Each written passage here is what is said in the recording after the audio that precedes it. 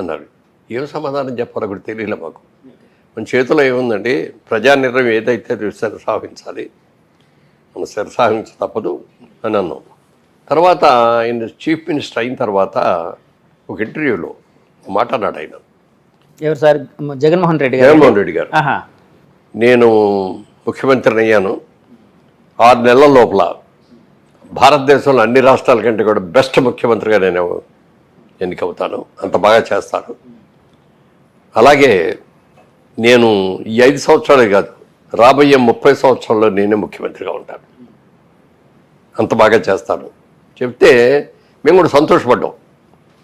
ఇది ఒక మంచి ఆలోచన ఉంది, ఒక 6 నెలల లోపల మంచి ముఖ్యమంత్రిగా విజ్ చేసుకుంటాన్నట్టు ఇది అనుకున్నాడు వ్యక్తి తెరలు అడ్డుకట్టుకొని జనానికి దగ్గరికి కూడా వెళ్లకుండా హెలికాప్టర్స్లో తిరుగుతా, ప్రజలకు ఏ కష్టం వచ్చినా కూడా ఆదుకోకుండా వెళ్లకుండా ఇట్లా ఉండి తను తీసుకున్న నిర్ణయాలన్నీ కూడా ఎంత తప్పుడు నిర్ణయాలు అనేది అందరికీ అర్థమైంది. ప్రమాణ స్వీకారం చేసిన తర్వాత ఎవరైనా ముఖ్యమంత్రి అనేవాడు ఒక కన్స్ట్రక్టివ్ ఆలోచనతో రావాలి తప్ప ఒక డిస్ట్రక్షన్ ఆలోచనతో రాకూడదు.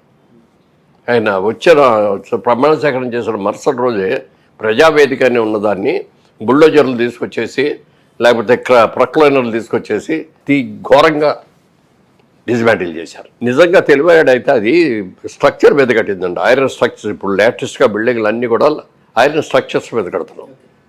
ఆ విధంగా కట్టారు చంద్రబాబు నాయుడు గారు ఆ రోజుల్లో. అది అక్కడ వద్దు అని అనుకుంటే ఊరినే ఊడదీసేసి మొత్తం అన్ని తీసుకెళ్ళి ఎక్కడ కావాలంటే అక్కడ మనం బిగించుకోవచ్చు. అలాగే దాన్ని వేరే అవసరాలకు కూడా వాడుకోవచ్చు. అది ఏమీ కాకుండా ఎప్పుడైతే ఆ ప్రొక్లైన్లో పెట్టి లాగేశారో పెద్ద పెద్ద గడ్డర్లు కూడా వంకరలు తిరిగిపోయి అన్నీ పడిపోయి ఇప్పటికే అది అదే మాదిరిగా ఉంది. ఒక సాక్ష్యం అలాగా. అంటే ప్రజాధనం అనేది అనవసరంగా వేస్ట్ అయ్యి ఇక్కడే బ్యాడ్ ఆయన మీద స్టార్ట్ అయింది. నెంబర్ 1. నెంబర్ 2, ప్రతీకారం అనేది ఒకటి ఎక్కువైపోయింది. ఓకే, తెలుగుదేశం వాళ్ళు అంటే ప్రతీకారం, లేకపోతే ఒక కులం అంటే ప్రతీకారం, వాడు మన సరిగ్గా ఇది చేయట్లేదంటే వాడి మీద ప్రతీకారం, ఆఫీసర్ లేదు అంటే వాళ్ళ మీద ప్రతీకారం. ఇలా ఈ ప్రతీకార ముఖ్యమంత్రిగా ఉన్న అతను ఎలా సాధిస్తాడు? ఆయన చెప్పిన మాటలకి నువ్వు చేసేదానికి సంబంధం లేదే అనుకున్నాం. ఈ 5 సంవత్సరాల్లో అందరూ కూడా చాలా విసికి వేసారి ఏం చేయాలో తెలియని పరిస్థితిలో ఉన్నారు. ఇది ఉన్నప్పుడు మన ఎలక్షన్లు జరుగుతుంటే మేమందరం కూడా అనుకున్నాం ఈసారి డెఫినెట్గా తెలుగుదేశం గెలుస్తుంది అనుకున్నారు సార్. ముందే అనుకున్నాం. అంటే సార్ యాక్చువల్గా జగన్ గారి విషయం వచ్చినప్పటికి 2024 మొన్న ఎలక్షన్కి వచ్చినప్పటికీ ఆయన సంక్షేమ పథకాలు చాలా ఎక్కువ చేశారు, జనాల్లో బాగా ఇది ఉంది, జనాల్లో మళ్ళీ జగన్ గారినే గెలిపించాలనే ఒక ఐడియాలజీ వచ్చిందని చెప్పి చాలామంది రాజకీయ విశ్లేషకులు కావచ్చు, అంటే ఆ నాయకులు వైసీపీ నాయకులు కూడా దాన్నే బలంగా నమ్మారు. అలాగే విశ్లేషకులు కూడా అలాగే చెప్పేవారు, ఎలాగైనా జగన్ గెలవబోతున్నారు ఎందుకంటే సంక్షేమం ఆయన గెలిపిస్తుందని. ఆయన కూడా ఒక మాట అన్నాడు, మీ కుటుంబంలో ఎవరికైనా మంచి జరిగితే నన్ను గెలిపించండి, జరగలేదు అనుకుంటే నన్ను ఓడించండి అన్నాడు. సో ఏదో ఒక విధంగా ఏదో ఒక పథకం ఈ ప్రతి కుటుంబానికి వెళ్ళింది కదండి. అంటే అది కూడా ఆయన్ని ఓడించి తెలుగుదేశాన్ని గెలిపించేంత ఇదిగా ఉందని ఎలా భావించారు సార్? అంటే ఏదైనా స్ట్రాటజీ అంటే ఆయన ఇప్పుడు కూడా రండి, ఒక బండికి 2 ఎడ్లు ఉంటాయి, 2 ఎడ్లు సమానంగా నడిస్తేనే బండి ముందుకెళ్తుంది. ఓకే, ఒక ఎద్దు వెనక్కి ఒక ఎద్దు ముందుకి లాగితే బండి వెళ్ళదు, సాగదు, గమ్యం చేరలేదు. ఇది బండికి 2 ఎడ్లు కూడా, ఒకటేమో అభివృద్ధి, ఒకటేమో సంక్షేమం. ఈ అభివృద్ధి సంక్షేమం 2 కూడా సమానంగా నడిస్తేనే అభివృద్ధి చేసుకుంటా వెళ్ళి సంక్షేమం మర్చిపోతే వీళ్ళందరూ కూడా పాపం పేదవాళ్ళందరూ కూడా చాలా ఇబ్బందులు పడిపోతారు, రైతులందరూ కూడా ఇబ్బంది పడిపోతారు. అందుకని సంక్షేమం చేస్తూ అభివృద్ధిని ఎక్కడా కూడా వెనక అడుగు వేయకుండా సమానంగా ఈక్వల్గా చేయాలి అభివృద్ధి. ఓకే, అభివృద్ధి చేయటం అంటే ఇండస్ట్రీస్ వచ్చేటట్టు చేయాలి, ఇన్స్టిట్యూషన్స్ వచ్చేటట్టు ఉండాలి, ఐటీ కంపెనీలు వచ్చేటట్టు చూడాలి, మన పిల్లలు చదువుకున్న వాళ్ళందరికీ చదువుకోవడానికి మంచి మంచి ఇన్స్టిట్యూషన్స్ రావాలి, చదువుకున్న వాళ్ళందరికీ కూడా ఉద్యోగాల కోసం ఇతర రాష్ట్రాలకు ఇతర దేశాలకు వెళ్లకుండా మన రాష్ట్రంలోనే మన దేశంలోనే మన ఊరి పక్కనే వాళ్ళకు ఉద్యోగం వచ్చేటట్టు ఉండి చేస్తే అది సంక్షేమం ఉంటే. ఆ సంక్షేమం చేయకుండా మనం ఏదో ఫూర్గా ఇస్తున్నాం వాళ్ళు తీసేసుకుంటున్నారు మనకే వేసేస్తారు అనుకుంటారు. ఎవడు కూడా ఏ తెలుగువాడు కూడా భిక్షగాడు కాదండి, దేహి అని బియ్యం అడుక్కొని లేకపోతే డబ్బులు అడుక్కొని ఆడిచ్చిన డబ్బులతో తీసి సంతృప్తి పడ్డావు. నువ్వు ఎవరినైనా ఏదన్నా నిజంగా చెయ్యాలి అంటే దీనికి చిన్న కథ ఒకటి చెప్తాను. ఓ రాజుగారు ఇట్లాగే మంచి పేరు తెచ్చుకోవాలి అని చెప్పి మంత్రి గారిని పిలిచి మొత్తం రేపటి నుంచి మొత్తం చేపలన్నీ కూడా పట్టేసేసి ప్రతి ఇంటికి చేపలు సప్లై చేయండి ఫ్రీగా. ఓకే. రాజుగారు భలే చేశారు, మనందరికీ కూడా ఫ్రీగా చేశారని చెప్పి అందరూ అనుకోవాలి అని. అప్పుడు మంత్రి గారు అన్నారంట, ఏమండి అట్లా ఉచితంగా ఇస్తే అంత పెద్ద కరెక్ట్ కాదేమనంటే, లేదు మీకు తెలియదు నేను చెప్తున్నా కదా, ఫ్రీగా ఇచ్చాడు అన్నాడు. ఫ్రీగా ఇవ్వటం మొదలుపెట్టాడు. అందరూ ప్రజలందరూ కూడా అబ్బా రాజుగారికి ఎంత ప్రేమ మన మీద, భలే చేస్తారని చెప్పి అందరూ అన్నారు, పొగిడారు కూడా. ఓ సందర్భం ఏదో వచ్చి ప్రాబ్లం వచ్చి ఓ 10 రోజులు ఇవ్వలేకపోయాడు. ఇదే ప్రజలు మొన్న పొగిడని ప్రజలే ఈ నాయకుడికి రాజుగారికి ఏం తెగులు వచ్చింది, చేపలు లేకపోతే మనం ఎంతో ఎట్లా బతుకుతాం, మనం ఎలా కూర తింటాం, ఎలా ఉంటాం అనుకుంటున్నాడు అని చెప్పి వాళ్ళే తిట్టం మొదలెట్టారు. అప్పుడు మంత్రి గారు వెళ్ళి, నేను ఆ రోజునే చెప్తే మీరు కాదన్నారండి, ఎప్పుడు కూడా ఏది మనం ఉచితంగా ఇవ్వకూడదండి, వాళ్ళని బెగ్గర్స్ లాగా మనం చూడకూడదు, వాళ్ళని వాళ్ళ కాళ్ళ మీద వాళ్ళు నుంచోని వాళ్ళ బతికేటట్టు చేయాలి. మీరు చేపలు ఇస్తానన్నారే, పేదవాళ్ళందరూ అడిగిన వాళ్ళందరికీ వలలు ఇవ్వండి, ఈ వలలతో వాళ్ళు చేపలు పట్టుకొని నేర్పిద్దాం, చేస్తే వాళ్ళే వెళ్ళి చేసుకుంటారు, వాళ్ళే చేపలు పట్టుకుంటారు, కొన్ని వాళ్ళు తింటారు, కొన్ని ఏమో మార్కెట్కి ఇచ్చి అమ్ముతారు, వాళ్ళ కాళ్ళ మీద వాళ్ళు ఉంటారు. మా రాజుగారు మాకు వలలు ఇచ్చారు, ఆయన పుణ్యం అంతా మేము ఇన్ని చేపలు పట్టుకొని మా కాళ్ళ మీద మేము నిలబడ్డామని చెయ్యాల్సింది అది.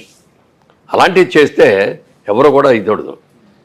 ఎవరన్నా వచ్చి అడిగారు, నా ట్రస్ట్ గురించి చెప్తాను, దీని గురించి కూడా అప్పుడు కూడా నేను అనుకున్నది ఇది, ఊరికినే డబ్బులు ఇవ్వటం కాదు, మనం వాళ్ళ కాళ్ళ మీద వాళ్ళు నిలబడేటట్టు చేయాలి. అంటే స్టూడెంట్స్ని ఒక వర్గం, అది ఏంటి అనేది డీటెయిల్స్ తర్వాత చెప్తాను. పెద్ద చదువులు చదవలేకపోతారు పేద విద్యార్థులు, అలాంటి వాళ్ళకి మనం సహకారం చేస్తే వాడి కాళ్ళ మీద వాడు నిలబడటమే కాకుండా ఆ కుటుంబాన్ని, వాళ్ళ వెంట పిల్లల్ని అందరినీ కూడా పైకి తీసుకొస్తాడు. అది చెయ్యాలి మనం అని చెప్పి నేను ఆ విధంగా వెళ్ళాను. ట్రస్ట్, ఎడ్యుకేషన్ ట్రస్ట్ పెట్టుకొని ఇచ్చేసాను. అలా ఒక మంచి కార్యక్రమాలు చేయాలి, యాక్టర్స్ ఇన్వైట్ చేయాలి. ఉన్న కంపెనీలు కూడా పోగబెట్టి పంపించాడు. ఎన్ని కంపెనీలు పోయినాయి, వెనక్కి ఎన్ని ఐటీ కంపెనీలు పోయినాయి.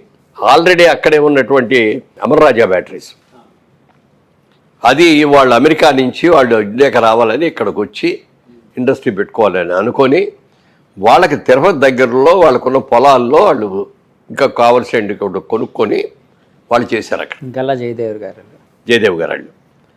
కానీ అది చాలా అద్భుతంగా డెవలప్ చేశారు. దాంట్లోనే క్యాంపస్లోనే స్కూల్స్ పెట్టారు, మరి అన్నీ చాలా పెట్టారు. ఆ చైర్మన్ గారు కూడా క్యాంపస్లోనే ఉంటారు, అక్కడే ఉండేవారు సార్. గల్లా అరుణ్ గారి హస్బెండ్ అండి. అవును, వాళ్ళందరూ కూడా అక్కడే ఉండేవారు. ఓకే. అలాంటిది అంత అద్భుతం చేసి ఆ ఏరియా వాళ్ళందరికీ అన్ని ఉద్యోగాలు ఇచ్చి, ఇది ఎడ్యుకేటెడ్ వాళ్ళకి ఉద్యోగాలే కాకుండా కొంతమంది ఆడపిల్లలకి 10th వరకు చదువుకున్న ఆడపిల్లలు కూడా బోల్డెన్ని ఉద్యోగాలు ఇచ్చారు. ఆడపిల్లలు పెళ్లిగాని ఆడపిల్లలు ఒంటరిగా రాలేరని చెప్పి అక్కడే హాస్టల్ కట్టారు దాంట్లో. అలా చేసి ఎంత చేసి అంత బాగా చేస్తా అంటే ఆ కంపెనీ మేము వారితో వియో అందిన తర్వాత వెళ్ళి చూసాం వాళ్ళ కంపెనీలన్నీ ఎంత అద్భుతంగా ఉన్నాయంటే, లోపల ఎక్కడ కూడా మన సొంత ఇంట్లో కూడా ఉండనంత నీట్గా ఎంత బాగా మెయింటైన్ చేస్తారండి. ఎలా మెయింటైన్ చేస్తారంటే అది చిన్న చిరులో వేరేవాడు. వాళ్ళతో బంధుత్వం ఉందండి? ఉంది. ఓకే, వియ్యం అన్నారు కదా. అంటే మా తమ్ముడు కిషోర్ గారు ఉన్నారు. కిషోర్ గారు అమ్మాయిని అమర్రాజా బ్యాటరీస్ వాళ్ళ రమగారని, డాక్టర్ రమ అని ఆవిడ హస్బెండ్ ఇద్దరు కూడా డాక్టర్స్ అమెరికాలో. వాళ్ళు కూడా ఇక్కడికి వచ్చి తిరుపతిలో అమరా బ్యాటరీస్ అని, అమరా హాస్పిటల్స్, అమరా హాస్పిటల్ చాలా పెద్ద హాస్పిటల్ కట్టారు. ఇక్కడ మనకున్న పెద్ద పెద్ద హాస్పిటల్స్ ధీటుగా కట్టారు. 8 అంతస్తులు 10 అంతస్తులు కట్టి పెద్ద హాస్పిటల్ కట్టారు ఎయిర్పోర్ట్ పక్కనే. ఇక అన్ని ఇవి పెట్టి చాలా బాగా చేశారు. ఇప్పుడు వాళ్ళ అబ్బాయికి మా తమ్ముడు కూతుర్నిచ్చాం.